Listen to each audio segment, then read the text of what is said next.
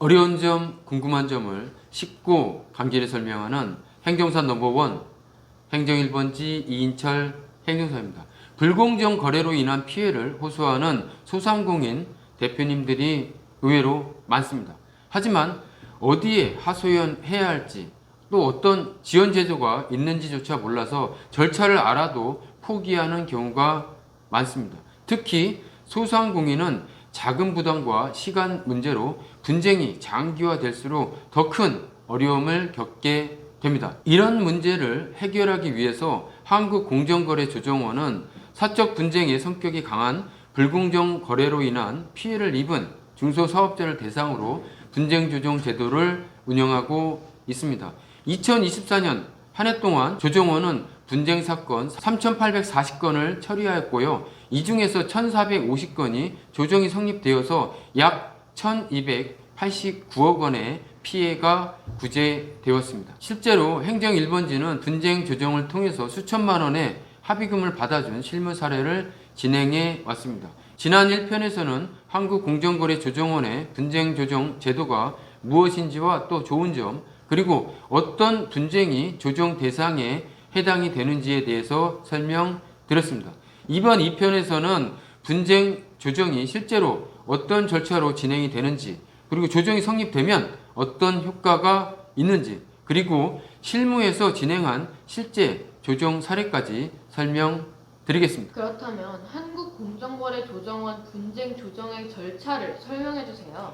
예, 먼저 신청서를 접수해야 되죠. 온라인 분쟁 조정 시스템이나 우편 접수를 통해서 조정 신청을 접수합니다. 그리고 나면 양 당사자에게 접수를 통지하게 되는데요. 사건 접수 후 담당 조사관이 등기 우편으로 양 당사자에게 접수 사실 및 자료 요청을 공문으로 통지해 드립니다.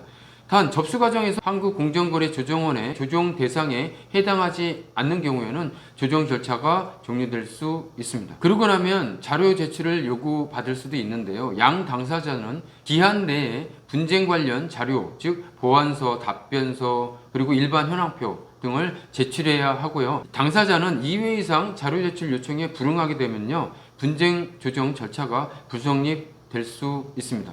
일반 현황표는 양 당사자의 거래관계 및 분쟁조정 대상이 되는지에 대한 검토에 활용됩니다. 그러고 나면 사실관계 조사를 하게 되는데요. 양 당사자가 제출한 자료들의 검토를 거쳐서요, 본격적인 조정 절차가 진행이 됩니다. 필요한 경우에는 당사자들에게 출석을 요구할 수도 있고요. 조정 절차 중에요, 당사자가 직접 합의하여 조정이 종료될 수도 있습니다. 반면에 자료 제출 또는 출석 요구 등 조사 과정에 2회 이상 참여하지 않는 경우에는요, 조정 절차가 불성립될 수 있습니다. 그리고 마지막으로 협의회 개최 및 의결을 하게 되는데요. 사실관계 조사 등을 거친 모든 분쟁 사건은 분쟁조정 협의회에 상정하게 되어서 심의 절차를 거치게 됩니다. 이 과정에서 필요한 경우에 분쟁조정 협의회에 분쟁 당사자가 참여하여 의견을 진술하는 경우도 있고요. 분쟁조정 협의회의 심의를 통해서 조정 절차 종료 등 여부를 최종 의결하면 사실상 조정 절차가 종료됩니다. 이 분쟁 조정이 성립하게 되면 어떤 효과를 가지나요? 예, 분쟁 조정 절차로 조정이 성립하게 되면요, 분쟁 조정 협의회가 조정 조서를 작성하고요. 그 조정 조서에는 재판상 화해의 법적 효력이 부여됩니다. 또한 합의가 모두 이행되면 분쟁 당사자인 피신청인은 조정이 성립된 해당 사건에 대해서는 공정거래위원회의 사건 조사와 시정 조치 등을 면제받을 수 있습니다. 반면에 조정이 성립되지 않을 경우에는요, 각 법률 근거에 따라서 해당 분쟁 조정 사건 관련 내용 일체가 공정거래위원회에 모두 보고가 됩니다. 즉, 조정이 성립이 되면 법원에서 화해한 것과 같은 효력이 생깁니다. 그렇다면 분쟁 조정의 실제 사례를 소개해 주세요. 예, 실제 분쟁조정 신청 결과 합의서입니다. 실제 분쟁조정 결과 수천만 원 규모의 합의가 이루어진 사례입니다. 그러면 분쟁 조정 신청 시에 주요 제출 서류가 있나요? 네, 있습니다. 분쟁조정 주요 제출 서류를 알려드리면요. 먼저 분쟁조정 신청서입니다. 각 유형별로 분쟁조정 신청서를 작성하고요, 부침 서류도 첨부하면 됩니다. 그리고 신청 취지가 있는데요. 제일 중요한 신청 취지입니다.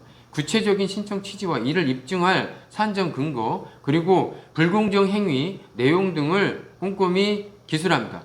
부침 파일에는 이를 입증한 자료를 첨부하게 됩니다. 그리고 일반 현황표를 제출하시면 됩니다.